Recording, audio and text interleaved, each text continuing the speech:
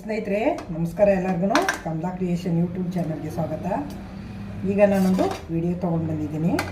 ಏನು ವಿಡಿಯೋ ಅಂದ್ಕೊಂಡ್ರೆ ಬೆಟ್ಟದ ನೆಲ್ಲಿಕಾಯಿ ಚಿತ್ರಾನ್ನ ಜೊತೆಗೆ ಬಂದಿದ್ದೀನಿ. ಬಾಯಿಗೂ ಟೇಸ್ಟ್ ಜಾಸ್ತಿ, ಎಲ್ತ್ಗೂ ಒಳ್ಳೆಯದು. ಅದು ತುಂಬ ಆರೋಗ್ಯಕರವಾದ್ದು. ಉಗುರು, ಕಣ್ಣು, ಸ್ಕಿನ್ನು, ತಲೆ ಇವಕ್ಕೆಲ್ಲ ತುಂಬ ಒಳ್ಳೆಯದು. ಅದನ್ನು ವಿಡಿಯೋ ತೊಗೊಂಡು ಬಂದಿದ್ದೀನಿ. ಬನ್ನಿ, ಟೇಸ್ಟಿಯಾಗೂ ಇದೆ, ಆರೋಗ್ಯಕರವಾಗೂ ಇದೆ.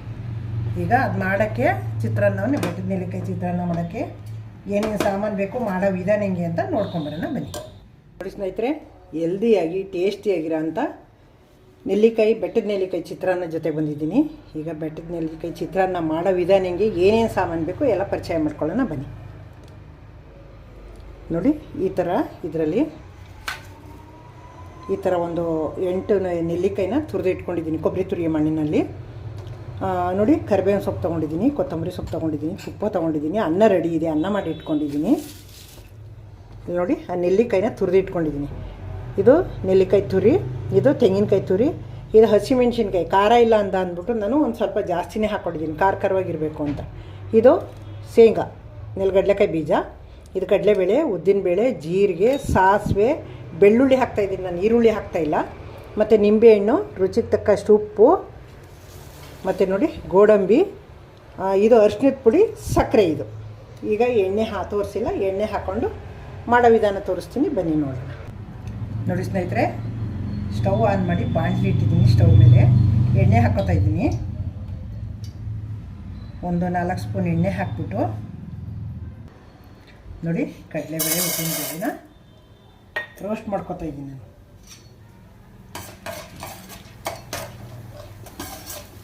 ನೋಡಿ, ಕಡಲೆಬೇಳೆ, ಉದ್ದಿನಬೇಳೆ ಎರಡೂ ಹಾಕ್ಕೊಂಡಿದ್ದೀನಿ. ಸಿಮ್ಮಲ್ಲಿ ಇಟ್ಕೊಂಡು ರೋಸ್ಟ್ ಮಾಡ್ಕೊತಾ ಇದ್ದೀನಿ. ನೋಡಿ, ಕಡಲೆಕಾಯಿ ಬೀಜ, ಇದು ಕಡಲೆಬೇಳೆ, ಉದ್ದಿನಬೇಳೆ ಆಗಿವೆ. ಕಡಲೆಕಾಯಿ ಬೀಜ ನೋಡಿ, ಕಡಲೆಕಾಯಿ ಬೀಜ ಬೇಗ ಹಾಕಿಬಿಟ್ರೆ ಬೇಗ ಸೀದೋಗುತ್ತದು. ಈಗ ನೋಡಿ ಎಷ್ಟು ಚೆನ್ನಾಗಿ ಸಿಡಿತಾ ಇದೆ ಅಂತ, ಚಟಪಟ ಅಂತ. ಅದಕ್ಕೆ ಕಡಲೆಬೇಳೆ, ಉದ್ದಿನಬೇಳೆ ಫಸ್ಟ್ ಹಾಕ್ಕೊಂಡು ಆಮೇಲೆ ಕಡಲೆಕಾಯಿ ಬೀಜ ಹಾಕೋಬೇಕು, ಇಲ್ಲಾಂದರೆ ಬೇಗ ಸೀದೋಗ್ಬಿಡ್ತಾವೆ, ಟೇಸ್ಟ್ ಇರಲ್ಲ ಇದು. ನೋಡಿ ಸ್ನೇಹಿತರೆ, ಎಲ್ಲ ಚೆನ್ನಾಗಿ ಬೆಂದಿದೆ, ರೋಸ್ಟ್ ಆಗಿದೆ. ಇದು ತೆಗೆದು ಬೇರೆ ಒಂದು ಪಾತ್ರೆಗೆ ಹಾಕಿ ಎತ್ತಿಟ್ಕೊಂಡ್ರೋಣ. ನಿಮಗೆ ಪಾತ್ರೆಗೆ ಹಾಕಿ ಎತ್ತಿಟ್ಕೊಂಡು ಆಮೇಲೆ ಲಾಸ್ಟಲ್ಲಿ ಅನ್ನ ಕಲ್ಸೋದು ಹಾಕ್ಕೊಂಡ್ರೆ ಗರಿಗರಿಯಾಗಿರ್ತವೆ, ಇಲ್ಲಾಂದರೆ ಗೊಜ್ಜೊಳಗೆ ಹಾಕಿದ್ರೆ ಎಲ್ಲ ಮೆತ್ತಿ ಆಯ್ತವೆ. ನೋಡಿ ಸ್ನೇಹಿತರೆ, ಇದಕ್ಕೆ ಇನ್ನೊಂದು ಸ್ವಲ್ಪ ಎಣ್ಣೆ ಹಾಕೋತೀನಿ, ಒಗ್ಗರಣೆ ಹಾಕೋಬೇಕಲ್ಲ ಅವೆಲ್ಲ. ಇನ್ನೊಂದು 4 ಸ್ಪೂನಷ್ಟು ಎಣ್ಣೆ ಹಾಕ್ಕೊಂಡಿದ್ದೀನಿ. ಈಗ ನೋಡಿ, ಸಾಸಿವೆ ಹಾಕ್ತಾಯಿದ್ದೀನಿ. ಸಾಸಿವೆ ಸಿಡಿತಾವೆ, ಜೀರಿಗೆ ಹಾಕೋತೀನಿ.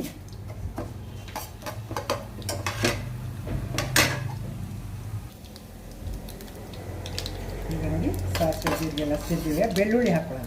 ನಾನು ಈರುಳ್ಳಿ ಹಾಕ್ತಾಯಿಲ್ಲ, ಬೆಳ್ಳುಳ್ಳಿ ಹಾಕ್ತಾಯಿದ್ದೀನಿ. ಯಾಕೋಸ್ಕರ ಅಂತಂದರೆ ಇದನ್ನ ಎತ್ತಿ ಇಟ್ಕೊಂಡ್ರೆ ಕೆಡಲ್ಲ ಇದು. ಈರುಳ್ಳಿ ಆದರೆ ಒಂಥರ ವಾಸನೆ ಬಂದಂಗೆ ಆಗುತ್ತೆ ಅಂತ ನಾನು ಬೆಳ್ಳುಳ್ಳಿ ಹಾಕ್ತಾಯಿದ್ದೀನಿ. ಎತ್ತಿಟ್ಕೊತೀನಿ ಸ್ವಲ್ಪ ಗೊಜ್ಜಾಗುತ್ತೆ.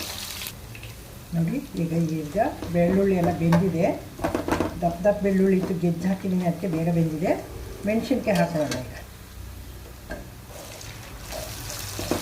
ಇದನ್ನು ಸಿಮ್ಮಲ್ಲಿ ಇಟ್ಕೊಂಡು ಎಲ್ಲ ಬೇಯಿಸ್ಕೊಳ್ಳೋಣ.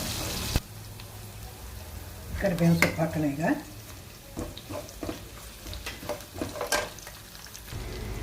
ಒಗ್ಗರಣೆಗೆ ಸ್ವಲ್ಪ ಉಪ್ಪು ಹಾಕೋಣ.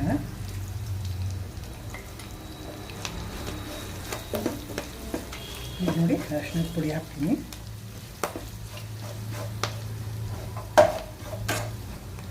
ಈಗ ನೋಡಿ, ತುರಿದಿರ ಕಾಯಿ ಹಾಕೊಳ್ಳೋಣ, ನೆಲ್ಲಿಕಾಯ.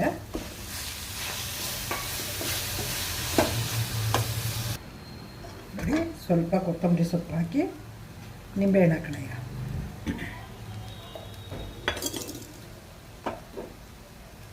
ನಿಂಬೆಹಣ್ಣು ಹಾಕ್ಬಿಟ್ಟು ಸ್ಟವ್ ಆಫ್ ಮಾಡೋಣ.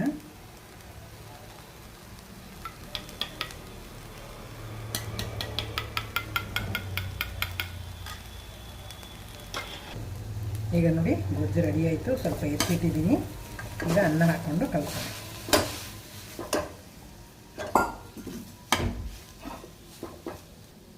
ಈಗ ಇದಕ್ಕೆ ಏನು ಮಾಡಬೇಕು ಅಂದರೆ, ಸಕ್ಕರೆ ಇಟ್ಕೊಂಡಿದ್ದು ನಾನು ನೋಡಿ, ಹೀಗೆ ಈ ಥರ ಸಕ್ಕರೆ ಹಾಕ್ಬಿಟ್ರೆ ಅದು ಒಂದಗ್ಲಿಗೆ ಅಂಟಲ್ಲ, ಉದುರುದ್ರಾಗಿರುತ್ತೆ. ಅದಕ್ಕೆ ಸಕ್ಕರೆ ಹಾಕೋಬೇಕು. ನಾನು ಇನ್ನೂ ಸ್ಟವ್ ಆಫ್ ಮಾಡಿಲ್ಲ, ಅನ್ನ ಮಿಕ್ಸ್ ಮಾಡ್ತಾಯಿದ್ದೀನಿ. ಈಗ ನೋಡಿ ರೆಡಿ ಆಯಿತು. ಈಗ ಸ್ಟವ್ ಆಫ್ ಮಾಡೋಣ. ನೋಡಿ ಸ್ನೇಹಿತರೆ, ತೆಂಗಿನಕಾಯಿ ನಾನು ಒಗ್ಗರಣೆಗೆ ಹಾಕ್ಕೊಂಡಿಲ್ಲ, ಈಗ ಹಾಕ್ಕೊಂಡು ಕಲಿಸ್ತಾ ಇದ್ದೀನಿ ಅನ್ನಕ್ಕೆ. ನಾವು ತಿನ್ನುವಾಗ ಹಾಕ್ಕೊಂಡು ಕಲಿಸ್ಕೊಂಡ್ರೆ ಚೆನ್ನಾಗಿರುತ್ತೆ, ಇಲ್ಲಾಂದರೆ ಇಟ್ಟರೆ ಅದು ಹಾಳಾಗೋಗುತ್ತೆ. ಗೊಜ್ಜು ಇಟ್ಕೊಳ್ಳೋಕ್ಕಾಗಲ್ಲ, ಬೇಕಾದ್ರೆ ಒಂದು ವಾರ 15 ದಿವಸ ಗೊಜ್ಜು ಇಡ್ಬೋದು, ಏನೂ ಆಗಲ್ಲ. ಅದಕ್ಕೆ ನೀರನ್ನ ಸೋಗಿಸಿಲ್ಲ, ಏನಿಲ್ಲ. ಅದಕ್ಕೆ ನಾನು ಅನ್ನಕ್ಕೆ ಹಾಕ್ಕೊಂಡು ಕಾಯಿ ಕಲಿಸ್ಕೊತಾ ಇದ್ದೀನಿ. ಈಗ ಈ ಕಾಯಿ ಕಲಸಿ ತಟ್ಟೆಗೆ ನಾವು ಬಡಿಸ್ತೀವಲ್ಲ, ಆವಾಗ ನಾವು ಇದು ಕಡಲೆಕಾಯಿ ಬೀಜ, ಕಡಲೆಬೇಳೆ, ಉದ್ದಿನಬೇಳೆ ಎಲ್ಲನೂ ಎಣ್ಣೆಲಿ ಕರೆದು ಇಟ್ಕೊಂಡಿದ್ದೀವಲ್ಲ ನೋಡಿ, ಅದನ್ನ ಮೇಲೆ ಉದುರಿಸ್ಬಿಟ್ಟು ತಟ್ಟೆಗೆ ಸರ್ವ್ ಮಾಡೋದು.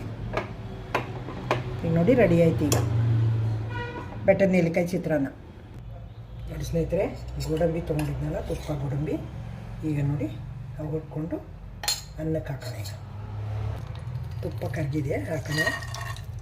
ನಾನಿವು ಹಬ್ಬದಲ್ಲಿ ಕಟ್ ಮಾಡ್ಕೊಂಡಿದ್ದಾವಿದ್ದು ಸಣ್ಣ ಸಣ್ಣಕ್ಕೆ, ಅದನ್ನೇ ಹಾಕ್ತಾಯಿದ್ದೀನಿ. ನೋಡಿ ಸಿಮ್ಮಲ್ಲಿ ಇಟ್ಕೊಂಡು ಹುಡ್ಕೊಂಡಿದ್ದೀನಿ, ಹಾಗಾಗಿ ಸ್ಟವ್ ಆಫ್ ಮಾಡಿದ್ದೀನಿ. ಈಗ ನೋಡಿ ಈ ಅನ್ನದ ಮೇಲೆ ಹಾಕ್ಬಿಟ್ಟು ಮಿಕ್ಸ್ ಮಾಡೋಣ. ನೋಡಿ ಸ್ನೇಹಿತರೆ, ಹೆಲ್ತಿ ಅದ, ಟೇಸ್ಟಿ ಅದ ನೆಲ್ಲಿಕಾಯಿ ಚಿತ್ರಾನ್ನ ರೆಡಿಯಾಗಿದೆ. ಸರ್ವ್ ಮಾಡ್ತೀನಿ. ಈಗ ನೋಡಿ ಎಷ್ಟು ಚೆನ್ನಾಗಿ ಉದುರಾಗಿ ಬಂದಿದೆ ಅನ್ನ ಅಂತ. ಈಗ ನೋಡಿ ಸ್ನೇಹಿತರೆ, ಕಡಲೆಕಾಯಿ ಬೀಜ, ಕಡಲೆಬೇಳೆ ಎಲ್ಲ ಹುರಿದಿಟ್ಕೊಂಡಿದ್ನಲ್ಲ, ಈಗ ಸರ್ವ್ ಮಾಡುವಾಗ ಈ ಥರ ಮೇಲೆ ಹಾಕ್ಕೊಟ್ರೆ ಚೆನ್ನಾಗಿ ಕುಟ್ಮ ಅಂತ ಚೆನ್ನಾಗಿ ಇರ್ತವೆ. ಇಲ್ಲಾಂದರೆ ಮೆತ್ತೆ ಆಯ್ತವೆ, ತಿನ್ನೋಕ್ಕೆ ಬೇಜಾರಾಗುತ್ತೆ. ನೋಡಿ ಸ್ನೇಹಿತರೆ, ಹೆಲ್ತಿ ಅದ ಬೆಟ್ಟದ ನೆಲ್ಲಿಕಾಯಿ ಚಿತ್ರಾನ್ನ ರೆಡಿ ಆಯಿತು. ಸರ್ವ್ ಮಾಡಿದ್ದೀನಿ. ನೋಡಿದ್ರಿ ಅಲ್ವಾ ಹೆಂಗೆ ಮಾಡೋದು ಅಂತ, ನಿಮಗೂ ಗೊತ್ತಾಯ್ತಲ್ವ. ಈಗ ಎಷ್ಟೆಷ್ಟು ಸಾಮಾನು ಹಾಕಬೇಕು ಅಂತ, ನಿಮಗೆ ಜಾಸ್ತಿ ಕಡಿಮೆ ನೀವು ಕ್ವಾಂಟಿಟಿ ಎಷ್ಟೆಷ್ಟು ಬೇಕೋ ಹಾಕ್ಕೊಂಡು ಮಾಡ್ಕೊಳ್ಳಿ. ನೀವು ಕಡಿಮೆ ಜನ ಇದ್ದರೆ ಕಡಿಮೆ ಮಾಡ್ಕೊಳ್ಳಿ, ಜಾಸ್ತಿ ಜನ ಇದ್ದರೆ ಅದನ್ನೇ ಡಬಲ್ ಮಾಡ್ಕೊಂಡು ಮಾಡಿ. ನೋಡಿದ್ರಿ ಅಲ್ವ ಇಷ್ಟ ತನಕ ನನ್ನ ವಿಡಿಯೋ ನೋಡೋದಕ್ಕೆ ತುಂಬ ಧನ್ಯವಾದಗಳು ನಿಮಗೆ. ಹೊಸಬರು ನೋಡ್ತಾಯಿದ್ರೆ ದಯವಿಟ್ಟು ನನ್ನ ಚಾನಲ್ಗೆ ಸಬ್ಸ್ಕ್ರೈಬ್ ಆಗಿ ನೋಡಿ, ನಿಮಗೆ ಚಾರ್ಜ್ ಬೀಳಲ್ಲ.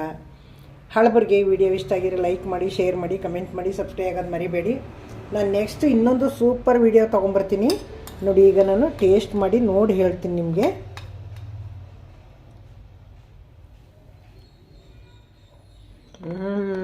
ಇದು ಗೊತ್ತಾಗಿ ಕಡಲೆಕಾಯಿ ಬೀಜ ಹೆಂಗೆ ಕರ್ಮ ಅಂತ ಇದೆ ಅಂತ ಅನ್ನೊಳಗೆ ಹಾಕ್ಬಿಟ್ರೆ ಮೆಚ್ಚೆ ಆಗ್ಬಿಡ್ತದೆ. ತುಂಬ ಚೆನ್ನಾಗಿದೆ, ತುಂಬ ಟೇಸ್ಟಿಯಾಗಿದೆ. Thank you.